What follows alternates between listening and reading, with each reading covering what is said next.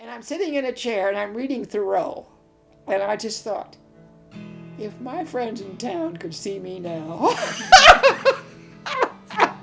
they wouldn't believe it. And I got a degree in fine art. And when I moved here, what was I supposed to do with that? And I would walk into a house knowing that there's not electricity, and I would flip the light switch for like 2 years. Visiting here, I was quite touched by the fact that everything here is regarded as sacred. Just because we're different. Anybody that dares to be different is mysterious. I think that's it. Nice to be next to you. The story of the land begins in Lamoni, Iowa. With a population of 2,267, Lamoni is a small town just across the Missouri border. It's as quaint and wholesome as the Midwest gets. My grandma, Kathy Nowlin, is a longtime resident of Lamoni. My family and I often gather at her house to celebrate the holidays and enjoy each other's company.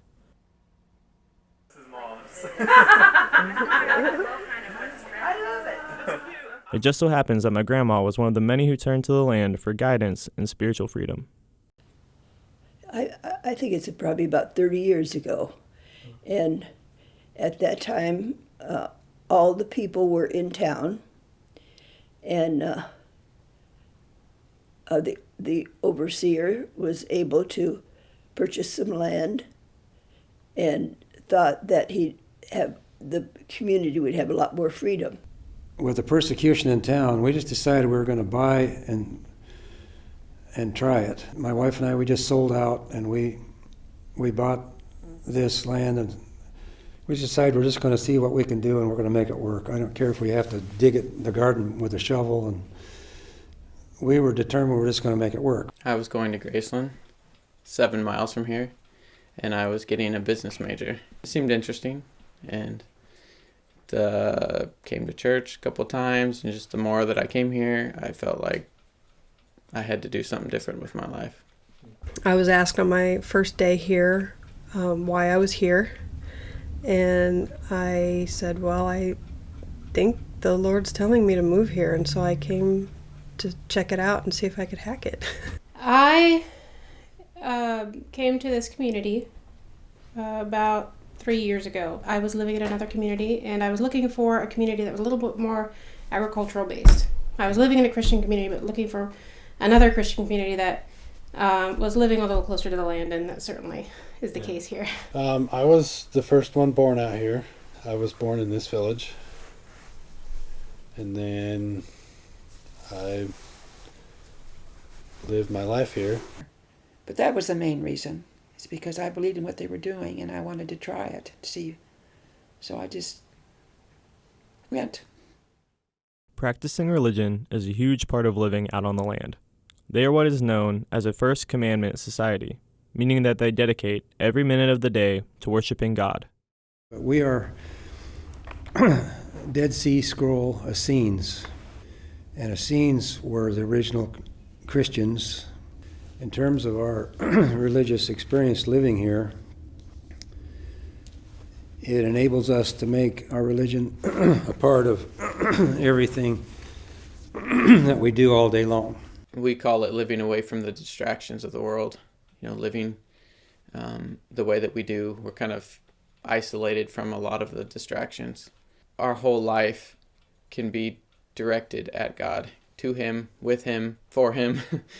And so it's to the place where, living here, I can actually know what He's feeling. I can have Him tell me things. I can feel things about my neighbors. I can feel His worries about things that are going on in the world and different things like that. And it's like, it's all the time. It's not just on Sunday. When I was living in the world and I had a job and all the everything, busyness that's all around you, the entertainment, the music that's constantly in your head, it's almost like God had to yell at me to get my attention, He had to break through all of the other stuff, my job, the music, the television, all of those things were distractions that he had to try and get to me through. Like, say, what we eat and everything we do, even the clothes we wear, what we build our houses out of, all that relates back to our view of the life that God put into everything. Everything on the earth, the hills, even rocks, wind, all the plants, rivers, oceans, mountains, everything is in a continual state of worship. The whole foundation of our religion is that God is so personable that and his love is so immense that he made the whole world for each person, like they're the only person that exists. Some of the things we did came from the Native Americans.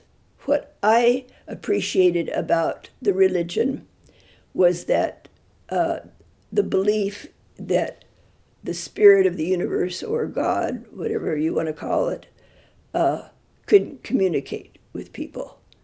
And that all the land, all our scriptures talked about the trees and the earth and all of the things were together, were connected. Going from the transition of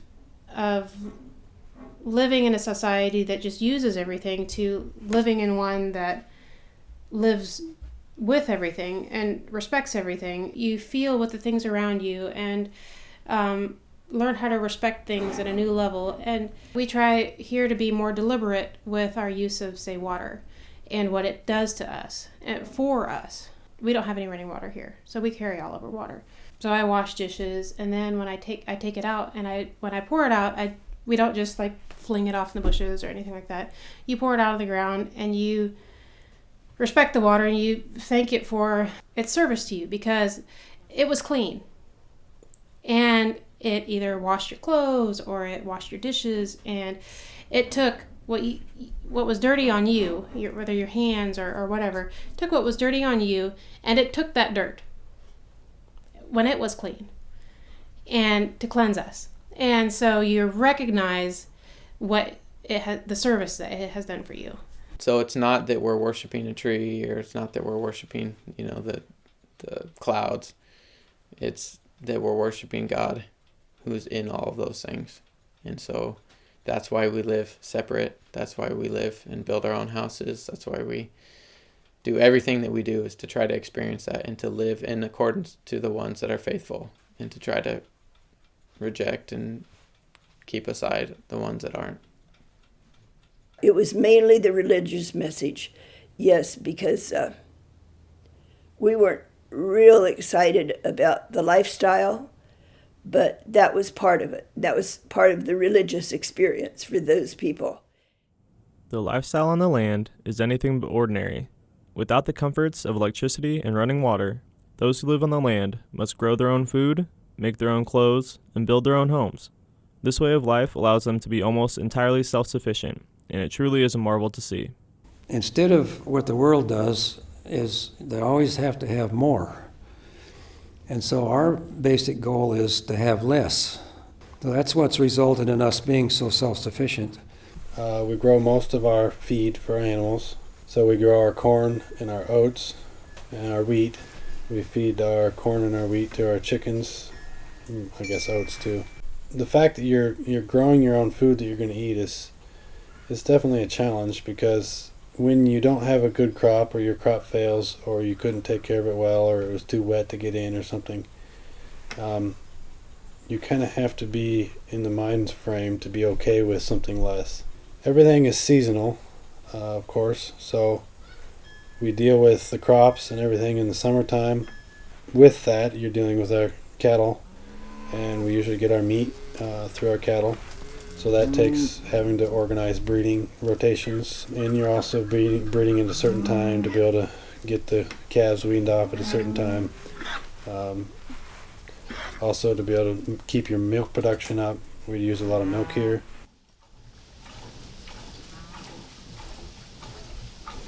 I mean, they spent a lot of time cutting wood. Of course, there's a lot fewer people now, so you don't have to use up so much wood. But if you use it for heating, you use it for cooking. I mean, it's a lot of wood. And those guys are strong. They don't use a power. They don't use a chainsaw. They use a saw or an axe is what they do. What I was going to tell you, when they first started out there, I mean, they were there several years before I went out. And they didn't think they were going to use horses. They thought they were going to do everything by hand. Well, they soon figured out that was not going to work. Of course, they've got gorgeous horses. I don't know if you saw. Did you see any of their horses? Yeah, they're wonderful horses. When we decided how we're going to run the shops, instead of getting a diesel motor like the Amish do, we decided we're going to figure out how to do it with horses where we don't have to buy anything. And then when we got horses, we decided we were going to have to figure out how not to have to buy harnesses and collars. So we decided we were going to make our own.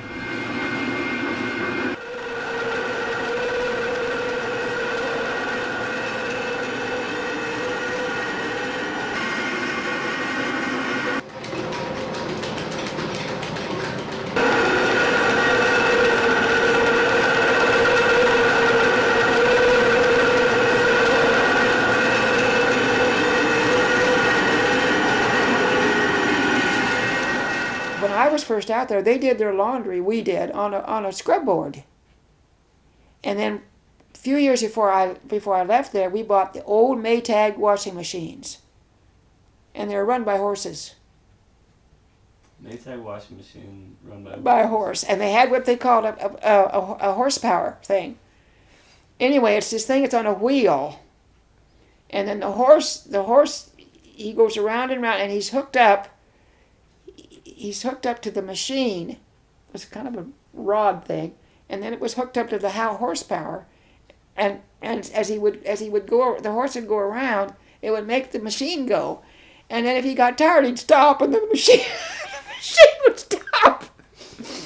Anyway, I'll never forget it. I'll never forget the first time I was out there. I had some money when I came here, and I was dating my wife, she's my fiance at the time, and so we were thinking, hey, we're gonna need a house, and I had just spent $5,000 to get lumber. It wasn't enough for everything that I needed, but it's a good start to get me started. And she was looking for some cob bread ovens, and she found out about the company that teaches workshops called Cob Cottage. The council talked about it, and they said, we would like to send some people, and we'd like to build a couple houses just to see how we felt. So we went out and we learned 10 days how to build them. We didn't finish one in 10 days as a workshop, but we got pretty far. And then we came back and started building 2 houses. And one of the things that we've learned is that we can have community days. And so we'll either get all the guys, or we'll even get some of the women out here, and we'll get enough tarps and we'll mix it up, and we can put on a lot at one time.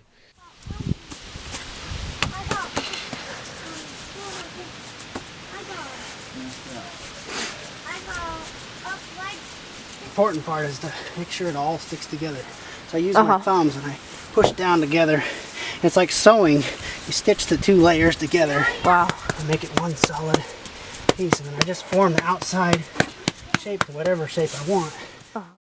Almost every summer since then, there's probably only been 1 or 2 summers since then, we've been building cob houses. So, and it's been really fun because we've had people come different places in Iowa, and they'll come even stay here sometimes. We'll have people come and cob with us a few days, and because it's a big investment to build something like that yourself, and it's a lot of work, but it's awesome. And I probably wouldn't live in a wood house. Not that they're bad, I feel so attached to it. Day-to-day work, I get up and I tidy up the house. I make breakfast for my husband, pack his lunch for work. A lot of times he'll go out and he'll work for, half a mile down the road or whatever, and it's just easier to pack him a lunch. Most of my work is seasonal. So like my daily work changes seasonally. In the springtime, we move into starting seedlings and getting ready for gardening, starting the garden, planting, and then it moves into summertime where you're gardening full time. The garden's busiest season is from May through July is when I'm working in the garden the most. starting sometime in July, the real canning season starts. I start canning anything from, start off probably with green beans, and then in August the tomatoes start, and so I'm canning from July, August, and September is my main canning season. So that takes up a lot of my time. Then I do sewing. I start processing wool. The men shear the sheep, and those women card that wool and they spin it. They're fantastic spinners. They've all got spinning wheels. In order to spin the wool that we get off the sheep, I have to run it through the drum carder. That side a little bit more.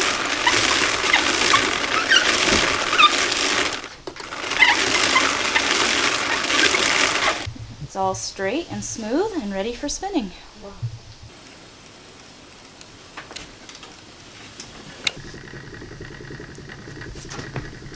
Yes, wintertime is the spinning, the knitting, the crocheting, the sewing.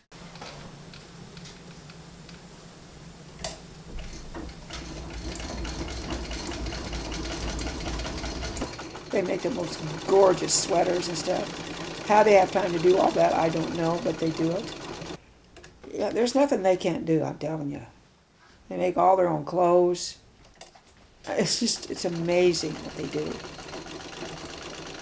And there's a feeling about wearing something that somebody's made. It's like if your mother made you a shirt or something. It's your mother did it for you, if you liked it, So we don't sell anything we make with our hands. Everything that we make for our hands, we say, is unto the Lord. Well, so we sell cattle and sheep because we don't make those with our hands, and only 2 or 3 people are actually involved in dealing with it, so all of us aren't on a daily basis connected to what we're selling. We're able to maintain not having to have money. Our actual living is probably less than $2 a day per person. It's a certain freedom. We don't have to worry about paying utilities. We just don't have to worry about paying our taxes, and we have some medical things we do and stuff like that. But the freedom of not wanting things and not always having something you want that you don't have, and never having enough, and so all that's led to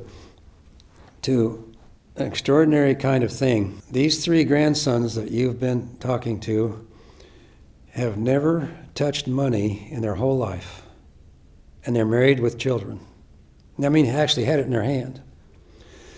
And so they don't want anything. They can go to a shopping center and go buy clothing stores and hardware stores and fishing stores, sport goods stores, and they don't want anything. So in the summer it was gardening and canning, and then in the winter that's when you had school. That are compound words. Now we are ready. We could have been homeschooled, but we decided to be a satellite school and have the kids enrolled in school in town and have a state certified teacher, and yet have our own school here, so that we had constant contact with them and had a good relationship with the educational system. It's kind of nice that the older curriculum, in a way, fits more with us. So, it might be a little dated, but the world's changed a lot since in the last, seems like the last few years, every time it's changing quite a bit. And so some of the older books, the stories reflect more of kind of how we live and stuff than, because none of our kids, we don't use cell phones out here. And a computer. We don't use So computers. much now is geared for computers and electronics. So the older books, the way they tell stories and stuff, fit more with kind of how we do it. So in a way, it kind of works out nicer. And so, in the very, very beginnings, you just had no idea what you wanted to use. That was 25, 30 years ago. You started from scratch. But by now, we kind of know what we like, and we tailor it to each child. That's the nice thing about our school, is every child gets tailor-made curriculum just that works best for them. And by by now we know what we like, and so we've collected it and kept it. You remember? 12. And so we will call them the 12 disciples. They were very, very, very good friends with Jesus and went with him everywhere to help him teach. All right, and what did I tell you? We learned a new word. Do you remember the new word we learned? Miracle. A miracle. So we learned a new word, a miracle. Jesus and his friends, his disciples, are involved in helping people so wonderfully that it seems like a miracle. Although they keep to themselves, the people on the land are not free from criticism. Over the years, they have experienced their fair share of ridicule from the outside world. If people were to refer to this place as like a cult, how does that make you feel? It actually draws up compassion in me. I mean, I got hit with that when I first moved here. And, of course, when I first moved here, it just made me mad. I can understand where they're coming from, but, yeah, it makes me sad. Well, when I first moved out here, I would get pretty hot because I took it really personal. And we still have people that say things like that. When people use that word in terms of us, it's either coming from something they don't understand or ignorance. Words are very powerful. And the word cult is a very powerful word.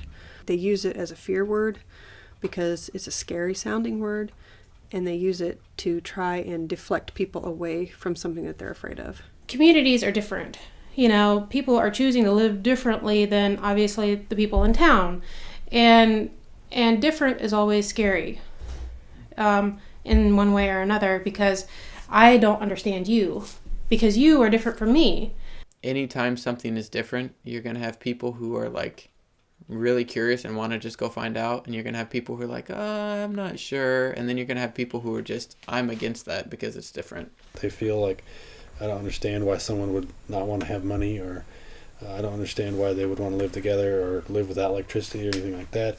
If I ever have contact with them, I try to address that insecurity by being friendly and inviting them out, or talking to them about their life, and saying, wow, I'm sure you're sure doing a good job doing this or whatever, to try to address that. What we do here cannot be a cult. And the reason I know that is because of how we make decisions, how we do it together, how we don't have one person telling us what to do. Even by definition, we're not a cult. A cult is a new religion, and we're older than Christianity. People are people, no matter where you go. And so knowing that about people, it's like, it's just easy to, know that that's just where they're at. So it doesn't bother me anymore. Nice to